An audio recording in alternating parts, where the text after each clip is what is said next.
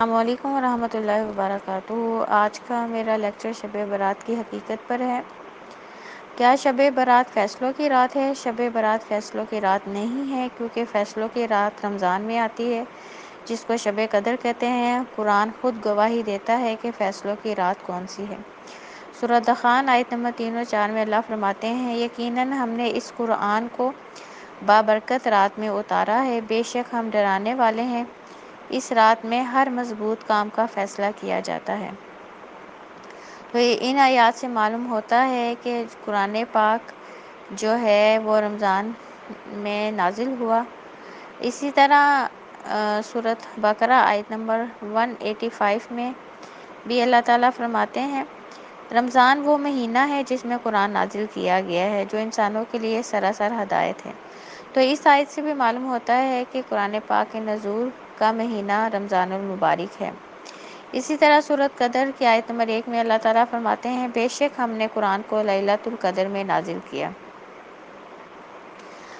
تو ان تمام آیات سے معلوم ہوتا ہے کہ قرآن پاک کے نزول کا آغاز رمضان المبارک میں ہوا۔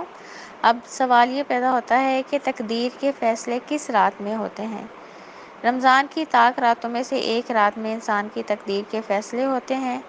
سورۃ قدر، ہم نے اس قرآن کو شب قدر میں نازل کیا، اور تمہیں کیا معلوم شب قدر کیا ہے؟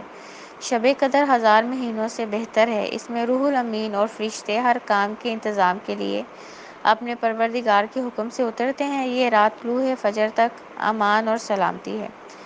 اب اس صورت کے ترجمے سے معلوم ہوتا ہے کہ ہر انسان کی جو تقدیر کے فیصلے ہیں وہ رمضان کی 5 طاق راتوں میں سے ایک رات میں ہوتے ہیں، اور لوح محفوظ سے انسان کی تقدیر کے 1 سال کے فیصلے آسمان دنیا پر آ جاتے ہیں، اور اس کے بعد ہر انسان کے ساتھ اس پورے سال میں جو بھی واقعات ہونے ہیں، کسی کو خوشی ملنی ہے، کسی کو آزمائش ملنی ہے، کسی نے پیدا ہونا ہے، کسی نے اس دنیا سے چلے جانا ہے، وہ تمام فیصلے ان 5 راتوں میں سے ایک رات میں ہوتے ہیں۔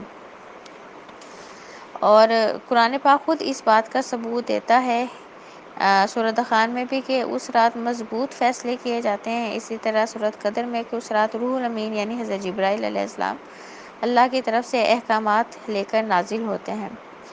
اب سوال یہ پیدا ہوتا ہے کہ اب 15ویں شعبان عبادت کی رات ہے۔ قرآن سے پتہ چلتا ہے عبادت کی راتیں رمضان کی آخری 5 طاق راتیں ہیں، شعبان کی 15ویں کی رات نہیں ہے۔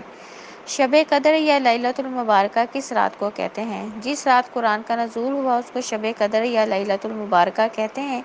اس رات عبادت کا ثواب 83 سال 4 مہینے کے برابر ہے۔ کیا شعبان کی 15 کا روزہ رکھنا سنت سے ثابت ہے؟ تو شعبان کی صرف 15 تاریخ کا روزہ رکھنا سنت سے ثابت نہیں ہے۔ آپ صلی اللہ علیہ وآلہ وسلم ایام 20، 13، 14 اور 15 کے روزے ہر مہینے میں رکھتے تھے۔ اگر کوئی شعبان کے 13، 14، 15 کے روزے رکھتا ہے تو یہ سنت ہے، کیونکہ ایام 20 میں 3 روزے مسلسل رکھے جاتے ہیں، چاند کی 13، 14 اور 15۔ اگر کوئی صرف 15 شعبان کا روزہ رکھتا ہے تو یہ سنت سے ثابت نہیں ہے، کیونکہ صرف 15 شعبان کا روزہ آپ صلی اللہ علیہ وآلہ وسلم سے ثابت نہیں ہوتا، نہ ہی آپ صلی اللہ علیہ وآلہ وسلم نے رکھا تھا۔ اب اگلا سوال یہ پیدا ہوتا ہے کہ 15ویں شعبان کی رات کی فضیلت کسی حدیث سے ثابت ہے؟ تو اس حدیث سے اس رات کی فضیلت ثابت ہے، لیکن اس رات کی مخصوص عبادت ثابت نہیں ہے۔ آپ صلی اللہ علیہ وآلہ وسلم نے فرمایا، اللہ تعالیٰ نصف شعبان کی رات کو اپنی مخلوق کی طرف متوجہ ہوتے ہیں، بس اللہ تعالیٰ اپنی مخلوق کو بخش دیتے ہیں سوائے مشرک اور کینہ پرور کے۔ اب یہ حدیث جو ہے علامہ البانی نے اس کو روایت کیا ہے، اور یہ جو حدیث ہے یہ حدیث صحیح ہے، لیکن اس حدیث سے 2 باتیں پتہ چلتی ہیں۔ ایک تو یہ کہ اس رات کی فضیلت ہے، مگر کوئی مخصوص عبادت اس حدیث سے معلوم نہیں ہوتی، اور دوسرا اس رات میں اللہ تعالیٰ 2 لوگوں کے علاوہ سب لوگوں کی مغفرت کر دیتے ہیں۔ ایک وہ انسان جو اللہ کی ذات، اللہ کی صفات اور اللہ کی عبادات میں اگر شرک کرتا ہے تو اس کو اللہ معاف نہیں کریں گے، اور دوسرا کینہ پرور۔ اب سوال یہ پیدا ہوتا ہے کینہ پرور سے کیا مراد ہے؟ کسی سے انسان جب نفرت کرتا ہے، اپنے دل میں اس کے لیے کوئی بغض رکھتا ہے، تو کئی دفعہ وہ بغض اتنا زیادہ ہو جاتا ہے کہ انسان عملی طور پر کسی کو نقصان پہنچاتا ہے، تو اس کو کہتے ہیں کینہ۔ جو ہے انسان پریکٹیکلی کسی نہ کسی طریقے سے دوسرے انسان کو نقصان پہنچاتا ہے۔ تو اگر کوئی انسان اس طرح کا کام کرتا ہے تو اس کی بھی اس رات مغفرت نہیں ہوتی۔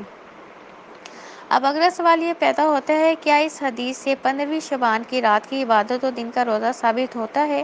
اس حدیث سے اس رات کی مخصوص عبادت و دن کا روزہ آپ صلی اللہ علیہ وآلہ وسلم کی سنت سے ثابت نہیں ہوتا، نہ ہی صحابہ کرام کے طرز عمل سے ہمیں یہ بات معلوم ہوتی ہے۔ شعبان کی 15ویں رات کو کی جانے والی بدعات: نمبر 1، اس رات کو فیصلوں کی رات سمجھ کر عبادت کرنا۔ نمبر 2، 15ویں شعبان کا مخصوص روزہ رکھنا۔ نمبر 3، اس دن کھانے پکا کے ختم دلوانا یا بانٹنا۔ نمبر 4، بیٹیوں کو شبرات بھیجنا۔ نمبر 5، حلوے مانڈے بنانا۔ نمبر 6، آتش بازی کرنا۔ نمبر 7، اس رات لوگوں سے معافی مانگنا۔ نمبر 8، اس رات قبرستان جانا، ان کے لیے فاتحہ خوانی کرنا۔ تو یہ جو ہم اس رات کے حوالے سے یا دن کے حوالے سے جو بھی یہ مخصوص کام کرتے ہیں، یہ سارے کے سارے کام آپ صلی اللہ علیہ وآلہ وسلم سے ثابت نہیں ہیں۔ اس کے بارے میں جو بھی احادیث بیان کی جاتی ہیں وہ ساری ضعیف ہیں۔ تو اب اس لیکچر سے آپ لوگوں کو اندازہ ہو گیا ہوگا کہ اس رات کی جو ہے فضیلت ہے، مگر اس رات کسی بھی طرح کی عبادت کرنا آپ صلی اللہ علیہ وسلم کی سنت سے ثابت نہیں ہے۔ یہ ساری چیزیں ہم نے خود ساختہ بنائی ہیں۔